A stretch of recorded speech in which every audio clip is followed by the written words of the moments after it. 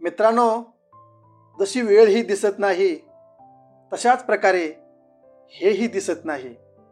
त्याचे अस्तित्व मात्र आपल्यात सदैव वास करते, ते म्हणजे मन. चला तर हे मन काय करते ते पाहूया. आजच्या कवितेचे शीर्षक आहे मन. दिसत नाही कधी ते, नसतो त्याला गंध. दिसत नाही कधी ते, नसतो त्याला गंध. मन आहे नाव त्याचं, उधळते मात्र बेधुंद.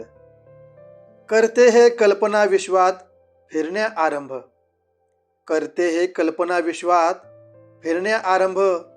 याच्याचमुळे जन्मती भाव भावनांचे तरंग. प्रेमिकांच्या हृदयातील ते चुकवी स्पंदने.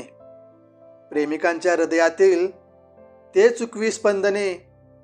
इशाऱ्याने तयाच्या तुटतात सारी बंधने. स्पर्श नाही रूप नाही भार नाही त्याला. स्पर्श नाही रूप नाही भार नाही त्याला. अस्तित्व मात्र त्याचे जाणवी आपणाला. बेभान वेगाने त्याच्या भय उगाच वाढते. बेभान वेगाने त्याच्या भय उगाच वाढते.